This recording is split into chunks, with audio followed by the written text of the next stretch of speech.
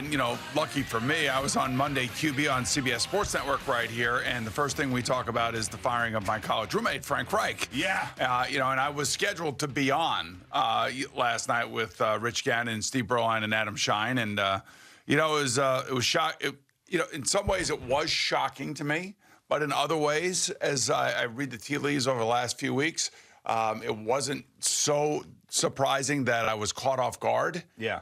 Especially with what happened and how the team played on Sunday up in New England, just basically getting hammered, and Sam Erlinger really not having any sort of chance. So it's interesting what happened out there. I did talk to Frank yesterday for a while. Very disappointed that he was unable to bring a championship to Indianapolis, to Mr. Irsay, to Chris Ballard, to the fans. He was certainly disappointed, just like I'm sure Matt Rule was a few weeks ago. We all kind of get, we forget that these guys are humans. We forget that, that they have feelings and that there are a lot of emotions that go on in this because they put so much into it.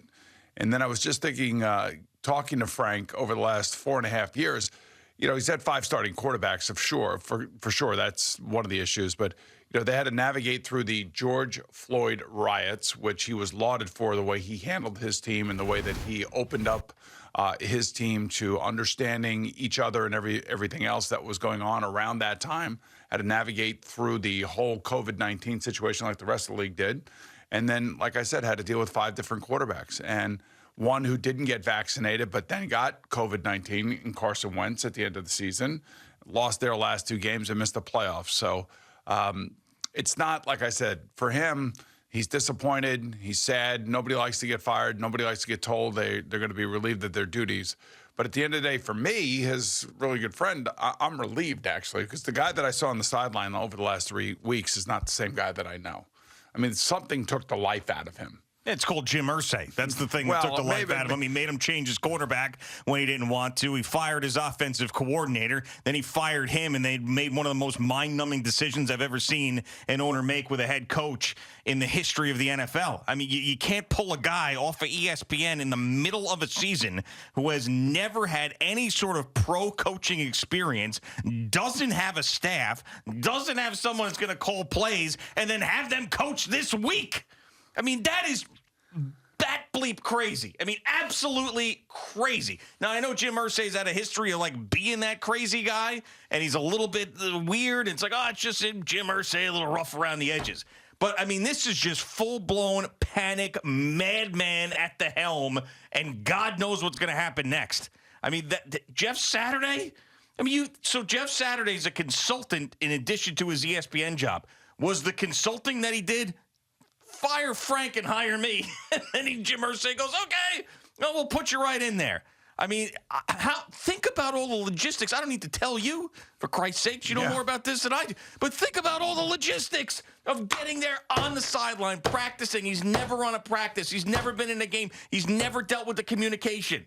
And all of a sudden, he's going to be on the sideline of an NFL game, and everything's going to be okay? And he's going to be making decisions. Yeah, I mean, that's a whole nother aspect of this. I don't think Frank ever thought that Jeff Saturday was angling for his job or any of that stuff. As a matter of fact, they did try to hire Jeff Saturday for Frank's staff back in, I think, 2019, and he turned it down for whatever reason. I don't know why. Because this is the aftermath of the Frank firing. So Frank's out of the building. Frank's moving on with his life. Frank gets enjoy, maybe some fall foliage and a nice Thanksgiving. Doesn't have to worry about games. And he and his wife, Linda, can travel a little bit and do like what his buddy did, Doug Peterson. Maybe take a year off and then get back in when you want to get back in. Well, he's got a lot of time left on that contract. So he does. No, he does. I mean, all that part of it is good. And Frank's a very practical guy. Like I said, he's a guy of a high moral character. Believe me, there'll be a team out there that will want him. And, when they see who he is and find out who he is and how good he is and understand what he was dealing with in Indianapolis, he'll get another job. So I'm not worried about that in the immediate aftermath. It hurts. It's emotional. But for me, I'm like, thank God. Now I can look at the Colts in a different way. Now I can look at them and see exactly maybe, the face that Chris Ballard had at this press conference yesterday when they were announcing Jeff Saturday. I felt like he just wanted to stand up and say, I had nothing to do with this. But, for Jeff, I don't know how you take the job? Yeah, I mean, like if Woody Johnson called me today, or let's say John Mara called Phil Simms, it's more like John Mara calling Phil Simms than Woody calling me, because Jeff won a Super Bowl with the Indianapolis Colts. He's still there in the area. He's still a part of the franchise. I know Phil's not really a part of the Giant franchise, but he's always welcome there. He's always with open arms and everything. I don't believe. I could be wrong. You might want to call Phil this morning. We may want to ask him this. God.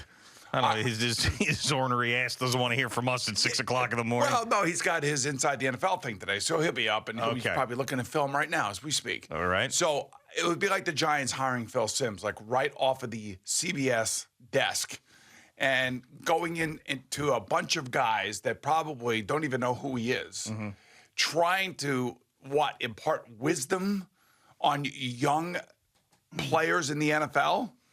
And he's like he's their grandfather. Now, Jeff's a little bit closer in age than Phil would be, but still, I don't think Phil would say yes to that. I don't think anybody. I know I wouldn't. I know I there's no way that I could talk football. I could talk situational stuff. I could talk about hiring practices. I could talk about relationships between players and coaches. I could talk about coaching staffs. I can see a good coach and a good communicator when I see it, like Brian Daboll has been this year for the Giants. I could see, the way that they handle themselves in press conferences. I could see the way that they handle certain situations, and I can have an immediate reaction prior to the discussion of the particular situation that they're trying to make a decision. I could do all of that stuff. But to think that I could actually step in front of a football team, figure out who's playing, figure out the playbook, and then on top of all of that, be the head coach to both sides of the ball and special teams. When you don't even have a bye week, by the way. Exactly. I mean, you're coaching in a game on Sunday. All of this happened yesterday. I don't think there's anybody out there other than Jeff Saturday that would say yes, because quite frankly, I think that if he ever wanted to be a real head coach, this is going to hurt him more than it helps him. I mean, if I were Jeff Saturday, I'd say, listen, you want me to be the head coach? Let me go through an entire offseason, sit down with Chris Ballard, learn the roster, hire my own staff, and I'll start next year. But, after you go through the process of actually trying to hire a coach and going through the things you need to do, like make me a candidate at the end of the year. Not now. He can't succeed in this situation. And if he does, it'll be a miracle. And maybe it will just be more about the players than it is him. I mean, Jeff Saturday's got a nice job, and he's got a nice pension from the NFL. It's not like he needs this. I think this is a completely ridiculous decision on his part by accepting this job to work for that maniac. Well, he's been working for that so-called maniac for the last, number of years as a consultant. But, my thing is, all right, if I'm a player and I know the guy that's coming in here has never coached before, but is an icon in the community and a great player that has a great history with the organization, and I'm going to listen to him after I've been with, my previous coach for 4.5 years. It's got to be like the most bizarre situation from the player's perspective as well. Yeah, I mean, all of a sudden, in the middle of the season, and as I mentioned, not a bye week. This is a regular week where you're getting ready for a game. In the middle of this miserable season, all of a sudden you show up to practice, and your head coach is gone, and then some guy you were watching on TV is your head coach. It's crazy. I mean, the NFL never ceases to amaze when you've got wild cards like Jim Irsay out there. Anything is possible. But, I mean, he just went off the deep end. He just completely went off the deep end. You know what this reminds me of is like, Gina has this problem when she's like trying to do something in the house. Like if there's a great example. There was a little scratch on the refrigerator and then just a tiny scratch. And then in trying to fix that scratch, she like got something and started rubbing it really hard on the thing, and now there's a giant scratch on the refrigerator. Oh, that's not good. Right. And there was one time she was trying to hang a picture. Yeah. Right? And then I came home, and there was a hole in the wall the size of my head. And I said, what happened? She's like, well, I tried to do it, then I tried to move it, and then the whole thing caved in because she doesn't have any patience, and she's just hitting stuff and breaking things. So I tell her, I said, just wait, just have some patience. I'm not good at this stuff, but we'll get somebody in here that can do it. She's home sometimes, so she gets a little antsy. This is what Jim Irsay was doing yesterday. This is what he was doing. Smashing walls. He's smashing walls, breaking things, making it worse. Like, all right, we'll fire this guy, Sam Ellinger's a quarterback, pull Jeff Saturday's ass off of TV and throw him in there. And now all of a sudden he's sitting there and there's a big hole in the sheetrock. And nothing's going to change that until you get somebody in there that actually knows what the hell they're doing. And remember the owners' meetings about a month ago when he came out, and he was the one owner that basically broke ranks and just opened up to the media about Dan Snyder. Yeah. And then lo and behold, Dan Snyder's, his suspension is up, and he's allowed to go to his first game. And what's the first game? The Commanders at the Colts, and Dan Snyder's in the building. Yeah. And what happened in that game?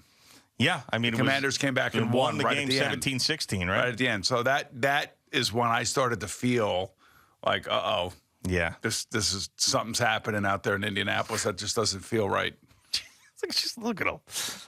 Jim Irsay just looks like that guy that when he walks into the Christmas party, you're like, whoa, like things about to go down now. Yeah, I mean, so. I don't know I don't know what's going to happen with them. I mean, there are guys on their staff there that, have NFL background and all that other stuff. But, man, I don't know I don't know how the players are going to react to this. I can't wait to hear, player commentary about what it was like standing in there when Jeff Saturday walked in. Here's your new head coach, guys, who's never coached before. The one thing I will say, players are not stupid, man. We sit in those meetings. And when we hear the coach talking to us, we know whether or not that guy has credibility. We also know whether or not that guy knows what he's doing. And, when I walked first into the Bengals organization in 1984, I walked into a room that had Kenny Anderson, Sam Weiss, Bruce Coslett, Chris Collinsworth, Steve Kreider, Pat McAnally, Isaac Curtis, M.L. Carr, Anthony Munoz, Dave Remington, Max Montoya. I mean, it may have been the smartest team in the history of football. And watching them put it in the playbook, I was intimidated immediately because I'm I can't learn this stuff. There's just no way. How do these guys all know this? And it took me a year to be able to get there. But what I really noticed was on the field when the coach started calling plays and situational football and going for it and not going for it. He made some bad mistakes for sure when I was there.